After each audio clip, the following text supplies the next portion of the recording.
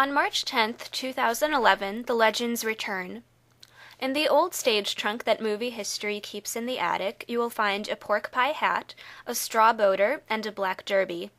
A dusty pair of horn-rimmed glasses, too, and a cane. They are only props, but once upon a time, in an age that knew neither high definition nor stereo surround, they represented a universe of laughter. These silent echoes are not as distant as we might think. This spring, the magic behind the props is conjured up again. The trunk is open. Dim the lights and behold the wonders in the dark. The Park Ridge Public Library presents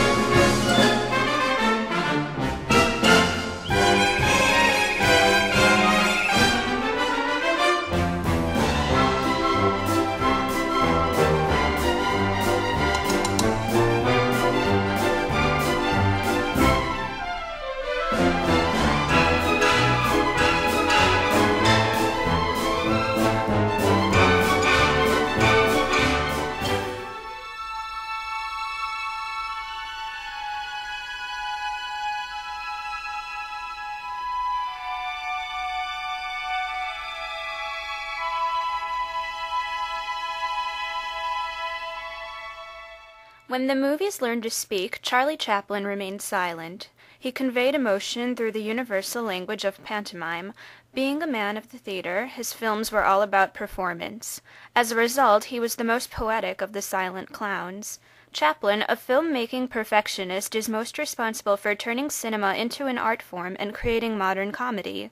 Charlie Chaplin is the only comic who has never been forgotten. Born in a poor section of London, England, in 1889, Chaplin always remembered his Oliver Twist-like poverty. He came from the Victorian music hall tradition. His stage background served him well in America, where he was hired by comedy pioneer Mack Sennett. Chaplin's Little Tramp was first seen in 1914. At a time when most American comedy was broad slapstick of the knockabout tradition, Chaplin wanted to make character-based films. In his independent years away from Sennett, he advanced screen comedy by combining pathos with humor. A great showcase of his talents is The Gold Rush, which opens our Legends of Laughter series on March 10th. The film remains a popular achievement to this day. A story about the loneliness of the outsider, it is the one film by which Chaplin most wanted to be remembered.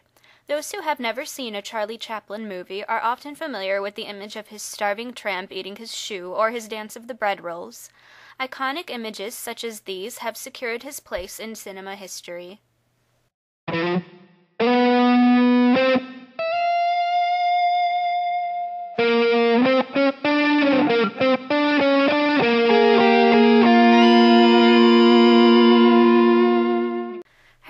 Lloyd was more than the man on the clock. He reached the heights of comedy and rivaled Chaplin's popularity in the 1920s. Like the optimistic go-getter he portrayed on screen, Harold Lloyd worked hard to achieve his success. Born in Nebraska in 1893, Harold developed a love of the stage at an early age. Though he never saw himself as a comic, fate had other plans for him. He met actor Hal Roach, who had an idea to make comedy shorts. Their partnership began in 1914. The two men learned the tradition of physical comedy together, but it was a few more years before Harold developed the screen image that would define him, the Glass character, an ordinary middle-class man who embodied the spirit of America in the 1920s.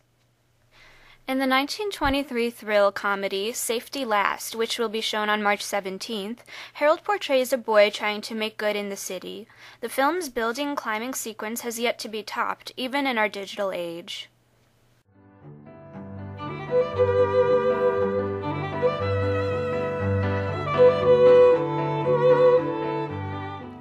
The great stone face of Buster Keaton is the third icon on our Mount Rushmore of comedy.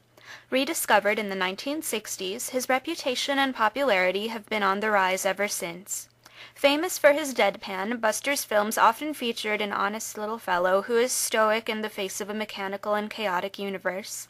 Hints of surrealism and even a cynicism in some of his films have added to the appreciation of the Keaton mystique.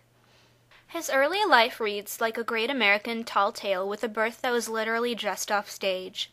The year was 1895 and the place Kansas. A child performer in vaudeville, he made famous The Three Keatons, in which he was little more than a prop his father tossed about the stage. Buster possessed the limber body of an acrobat and the inventive mind of an engineer. As a result, his films were technically innovative and filled with well-executed gags based on his stage experience. On March 24th, we go silent movie crazy with a Buster Keaton double feature, beginning with one of his best movies about movies, Sherlock Jr. Buster plays a projectionist who dreams of being a detective. Afterward, Buster is stranded on a ship deserted of crew, but full of gags, in his most commercially successful film, The Navigator. Then on March 31st, Charlie Chaplin joins the circus in a film that won him a Special Academy Award for his achievements as a filmmaker. On April 7th, we hand off the ball to Harold Lloyd in the college craze The Freshman. This hilarious study in the comedy of embarrassment also stars the lovely Jobina Ralston. On April 10th, our series hits the road when we screen Harold Lloyd's last silent film, Speedy, at the historic Pickwick Theater. Harold must preserve the old traditions and save New York's last horse-drawn trolley in this rousing crowd-pleaser shot on location in New York. A 35mm print will be screened with live organ accompaniment courtesy of the Silent Film Society of Chicago. The series returns to the library on April 14th with Buster Keaton blown about town in a dramatic cyclone in Steamboat Bill Jr. Then, on April 21st, the little tramp comes to the aid of a blind flower girl in 1931's City Lights. Sentimental and touching, its infectious joy makes life beautiful. Charlie Chaplin's masterpiece is the perfect prescription for our own cynical world. On April 28th, Harold Lloyd is the kid brother in a rural comedy that depicts a nostalgic slice of America. With a story full of warmth and innocence, gags that are some of the best in visual comedy tradition, and camera work that is simply stunning, Lloyd displays why his films were the most consistently well-crafted. After a week off, the silent laughter resumes on May 12th, with Buster Keaton as a newsreel photographer caught up in a Chinese tongue war in his last great film, The Cameraman, made at MGM. On May 19th, Charlie Chaplin and Paulette Goddard try to survive in modern times, a film that deals with the loss of the individual in the machine age. This was Chaplin's final appearance as the Little Tramp, and it is considered Hollywood's last silent movie despite being released in 1936. On May 26th, the library finally hears Harold Lloyd speak in his best sound film, Movie Crazy. Legends of Laughter concludes on June 2nd with Buster Keaton's Civil War masterpiece, The General, one of cinema's greatest achievements. All films at the library are free and will be preceded by short subjects and a brief introduction by program host Matthew C. Hoffman. Laugh your worries away at the Park Ridge Public Library.